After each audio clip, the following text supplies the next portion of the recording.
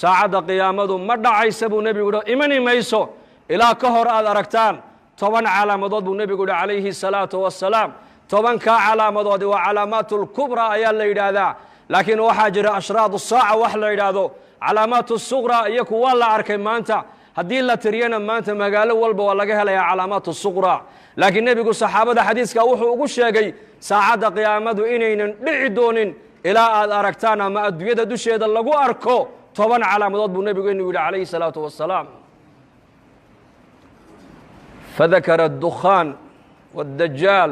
ودابة ونزول عيسى بن مريم وطلوع الشمس من مغربها وخروج يأجوج ومأجوج وثلاثة خسوف خسف في المشرق وخسف في المغرب وخسف في جزيرة العرب وآخر ذلك النار تخرج من قعر عظم تحشر الناس إلى محشرهم بنبي يري عليه الصلاة والسلام وحو رسول كينو يري ساعد قيامة ما دعي دونتو إلى الله أركته من علامات مركب النبي شيء قيق سمد كيمن يبو نبي شيء كما في نص القرآن فارتقب يوم تأتي السماء بدخان مبين يغشى الناس هذا عذاب أليم وحو نبي شيء قيق سمد كيمن يبو نبي شيء وحكلو نبي شيء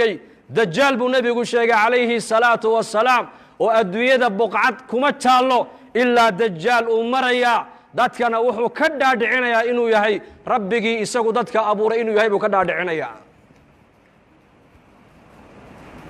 wa sharru ghaa'ibin yuntadar ayuu nebigu yidhi faddajaal fa sharru ghaa'ibin yuntadar aw isaaca wa saacatu adha wa amar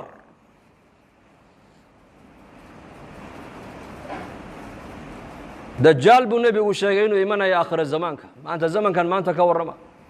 saxaabada rasuulka ridwaanullaahi calayhim ajmaciin axaadiista dajaal ku saabsan markuu nebigu uga warramaayo waxay yidhaahdeen waxaan moodi jirnay sida uu hadalka nebigu quluubtooda u saamaynayey dhirta naga dambaysa inuu dajaal ku jiraan u malaynayna asxaabtu yidhahdeen waa 1400 sano ka hor weeyaan waxaas uu nebigu ka warramaayo innagana maanta zamankeenna ka warrama corona virus baa maanta caalamka o dhan wareeriyo la hadal hayaa xanuun amar ilaahay ku socda oo jundun min junuud illaahi ah oo qofkii ilaahay ugu talagalay maayna qof kale aan ku dhacayn ayaa caalamkao dhan labadii isku timaadda maanta ay ka sheekaysanaysaa saxaabaduna 1400 sano ka hor waxay ka sheekaysanayeen dajaal inuu soo socdo marka uu nebigu dajaal uga sheekaynayana bay yidhaahdeen waxaan u malaynaynay yaqiinta khabarka nebiga ay u qabaan dhirta naga dambaysa dajaal inuu ku jiraan u malaynayna asxaabtu yidhahdeen dajaal buu nebigu sheegay inuu adduunkao dhan maraayo janno iyo naar wax u eg buu wataa waxau nebigu leeyahay calayhi salaatu wasalaam qof allii qofkii isaga rumeeye raacana waxaa jannada u eg u wato ayuu ku tuurayaa dad allii dadkii isaga inkira yidhaahda rabbi ma tihide kaafir dajaala ayaa tahayna naartuu ku tuurayaa markaa buu nebigu leeyahay calayhi salaatu wasalaam 10 aayadood ee suuratulkahf ninkaa akhrista maalintii ilaahay fitnada dajaal waa ka badbaadiyaa buu rasuulku yidhi wa fii riwaayatin 10 ka dambena nebigu waa sheegay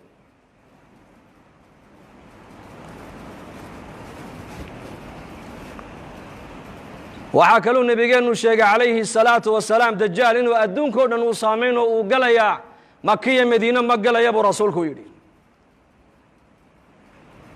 wa fii riwaayatin xadiistu waxay sheegaysaa 4 meelood dajaal ma galaayo jabalu tuur buurtii nebi muuse calayhi salaam loogu waxyooday ee ilaahay nebi muuse uu kula munaajooday ma galayo dajaal makana ma galaayo madiinana ma galaayo qudusna ma galaayo buu rasuulku yidhi masjid alaqsana dajaal ma galaayo laakiin shiriiriin dadka sharka badan leh munaafiqiinta ee makiya madiine dhexdeeda ku dhuumanaya ku nool ayakaa dajaal bannaanka ugu baxaya buu rasuulku yidhi calaamadda saddexaad buu nebigu yidhi waa daabad dhulka ka soo baxaysa buurta safa la yidhaha ina asafa waalmarwa sakhradaa bay ka soo baxaysaa iyaduna adduunyadoo dhan bay maraysaa qof kastoo adduunyada ku yaallabay yuu nebigu yidhi waa ishaabadayn waxa qof walba uu yahayna way ku qormi doontaa buu rasuulku yidhi muuminka muumin bay ku shaabadayn kaafirkana kaafir bay ku shaabadayn waxaa kaluu nebigu sheegay inuu imanayo nebi ciise calayhi الsalaam yanzil calaykum ibnu maryam xakaman cadalan fayaksir الصaliib wayaqtula الkhinziir wayadacu الjizyata nebi ciise calayhi salaam ayaa dushiina ku soo degi doona buu rasuulku yidhi xakaman isagoo xaakima shareecadda islaamku adduunyada ku xakumi doonaa uu cadaalad fali doonaa dulmiga maanta aqal walba iyo mujtamac walba saameeyey uu ka rafici doonaa saliibka gaaladu ay yidhaahdaan nebi ciise lagu xidhoo lagu daldalayna uu jebin doonaa cadaaladda islaamku adduunyado dhan ku xakumi doonaa buu rasuulku yidhi waxaa kaluu nebigu sheegay yaajuuja wamaajuuj in iyakana la furi doono buu rasuulku yidhi waa laba ummadood oo ku abtirsada yaafith binu nuux bay ku abtirsanayaan ummaddiiba waa 400,000 mid iyaka ka mida ma dhinta baa la yidhi ilaa uu arko 1,000 wiiloo isagu uu dhalay oo qaan gaadho dagaalka galay mooyaane ummaddaani adduunyada waa lagu soo furi doonaa xataa idaa futixat yaajuuju wamaajuuj wahum min kulli xadabin yansiluun waa ka qur-aanka ilaahay noogu sheegay waxaa kaluu nebigu sheegay ashamsu buu nebigu yihi calaamadda lixaad waxaa ka mid a cadceedda oo ka soo noqota meeshay ka dhacdo laba marxalo qofku intaynan soo gaadhin hadduu toobadkeenna buu nebigu yihi toobadda ilaahay jalla wacalaa waa ka aqbalaa laba marxaladood naftu markay ka soo baxdo jidhka oo dhan ee halkaa hunguriga dhuunta iskugu timaado hadduu yidhahdo qofku markaasaan ilaahay u soo noqonayaa toobaddaa laga aqbali maayo nacam hadday cadceeddu galbeed ka soo noqotona albaabkii toobadda waa xidhmay buu rasuulku yidhi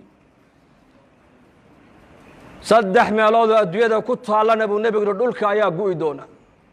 khasfun fi lmashriq dhulka cadceeddu ay ka soo baxdo waddanno dhan iyo ummado dhan baa la waayi doonaa calaamadda 7aad waa taas calaamadda 8aad buu nebigu yihi khasfun fi lmaqrib galbeedka adduunyadana waddanno dhan iyo ummado dhan baa dhulku la gu'i doonaa calaamadda 9aad buu nebigu yihi khasfun fi jasiirati alcarab jasiirati alcarab dhexdeedana dhul iyo ummado dhan baa la waayi doonaa calaamadda 10aad buu nebigu yihi walaalayaal waa naar ka soo baxaysa cadan magaalada cadan gunteeday ka soo bixi doontaa banka qiyaamee dadka ku soo ururin doontaa buu rasuulku yidhi 10kaa calaamadood baa ka soo horreeyey buu nebigu yihi saacadda qiyaamada 10kaa calaamadood maanta wax ka sheekeynaya waa yar yihiin